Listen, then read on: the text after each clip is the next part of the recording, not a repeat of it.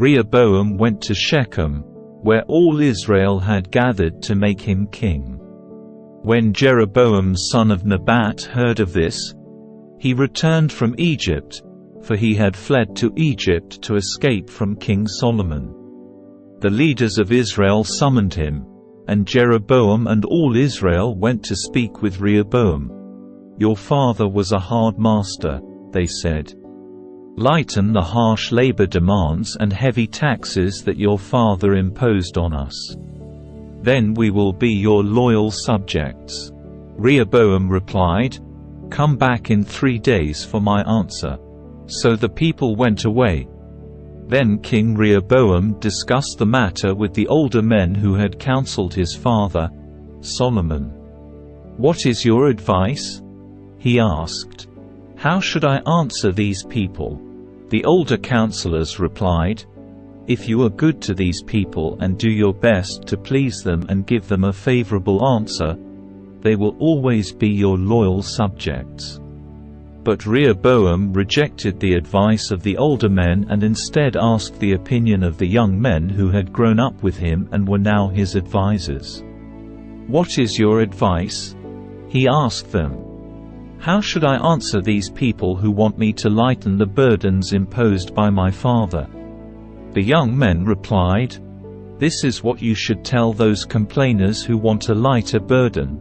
My little finger is thicker than my father's waist. Yes, my father laid heavy burdens on you, but I'm going to make them even heavier. My father beat you with whips, but I will beat you with scorpions." 3 days later, Jeroboam and all the people returned to hear Rehoboam's decision, just as the king had ordered. But Rehoboam spoke harshly to them, for he rejected the advice of the older counselors and followed the counsel of his younger advisers. He told the people, "My father laid heavy burdens on you, but I'm going to make them even heavier. My father beat you with whips, but I will beat you with scorpions." So the king paid no attention to the people. This turn of events was the will of God, for it fulfilled the Lord's message to Jeroboam son of Nebat through the prophet Ahijah from Shiloh. When all Israel realized that the king had refused to listen to them, they responded, "Down with the dynasty of David. We have no interest in the son of Jesse. Back to your homes, O Israel! Look out for your own house, O David!" So all the people of Israel returned home. But Rehoboam continued to rule over the Israelites who lived in the towns of Judah. King Rehoboam sent Adoniram, who was in charge of forced labor, to restore order, but the people of Israel stoned him to death. When this news reached King Rehoboam, he quickly jumped into his chariot and fled to Jerusalem. And to this day the northern tribes of Israel have refused to be ruled by a descendant of David. When Rehoboam arrived at Jerusalem, he mobilized the men of Judah and Benjamin, 180,000 select troops, to fight against Israel and to restore the kingdom to himself.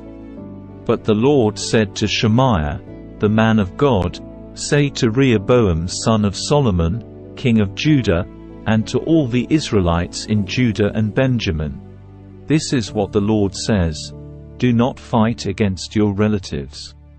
Go back home, for what has happened is my doing." So they obeyed the message of the Lord and did not fight against Jeroboam. Rehoboam remained in Jerusalem and fortified various towns for the defense of Judah.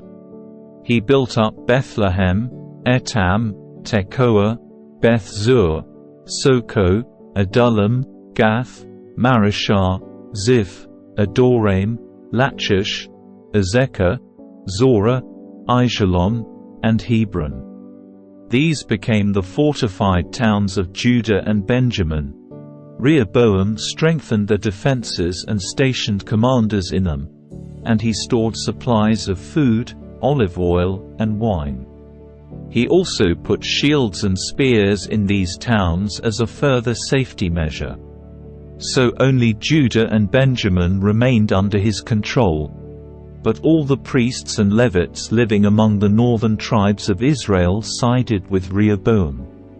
The Levites even abandoned their pasture lands and property and moved to Judah and Jerusalem, because Jeroboam and his sons would not allow them to serve the Lord as priests.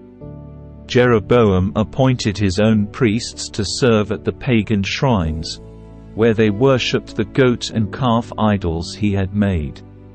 From all the tribes of Israel, those who sincerely wanted to worship the Lord, the God of Israel, followed the Levites to Jerusalem, where they could offer sacrifices to the Lord, the God of their ancestors. This strengthened the kingdom of Judah, and for 3 years they supported Rehoboam son of Solomon, for during those years they faithfully followed in the footsteps of David and Solomon. Rehoboam married his cousin Mahalath, the daughter of David's son Jeremoth and of Abihail, the daughter of Eliab son of Jesse. Mahalath had 3 sons, Jeush, Shemariah, and Zaham. Later Rehoboam married another cousin, Maacah, the granddaughter of Absalom. Maacah gave birth to Abijah, Attai, Ziza, and Shelomoth. Rehoboam loved Maacah more than any of his other wives and concubines. In all, he had 18 wives and 60 concubines, and they gave birth to 28 sons and 60 daughters. Rehoboam appointed Maacah's son Abijah as leader among the princes, making it clear that he would be the next king. Rehoboam also wisely gave responsibilities to his other sons and stationed some of them in the fortified towns throughout the land of Judah and Benjamin. He provided them with generous provisions, and he found many wives for them. But when Rehoboam was firmly established and strong, he abandoned the law of the Lord, and all Israel followed him in this sin. Because they were unfaithful to the Lord, King Shishak of Egypt came up and attacked Jerusalem in the 5th year of King Rehoboam's reign. He came with 1,200 chariots, 60,000 horses, and a countless army of foot soldiers, including Libyans, Sukkites, and Ethiopians. Shishak conquered Judah's fortified towns and then advanced to attack Jerusalem. The prophet Shemaiah then met with Rehoboam and Judah's leaders, who had all fled to Jerusalem because of Shishak. Shemaiah told them, "This is what the Lord says, you have abandoned me, so I am abandoning you to Shishak." Then the leaders of Israel and the king humbled themselves and said, "The Lord is right in doing this to us." When the Lord saw their change of heart, he gave this message to Shemaiah, "Since the people have humbled themselves, I will not completely destroy them and will soon give them some relief. I will not use Shishak to pour out my anger on Jerusalem. But they will become his subjects, so they will know the difference between serving me and serving earthly rulers." So King Shishak of Egypt came up and attacked Jerusalem. He ransacked the treasuries of the Lord's temple and the royal palace. He stole everything, including all the gold shields Solomon had made.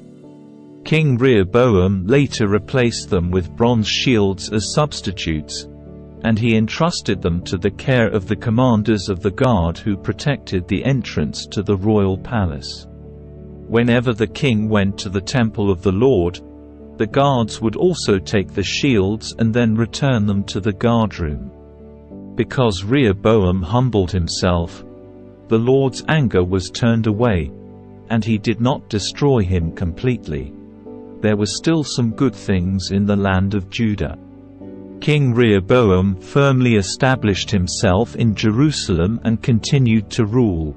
He was 41 years old when he became king, and he reigned 17 years in Jerusalem, the city the Lord had chosen from among all the tribes of Israel as the place to honor his name.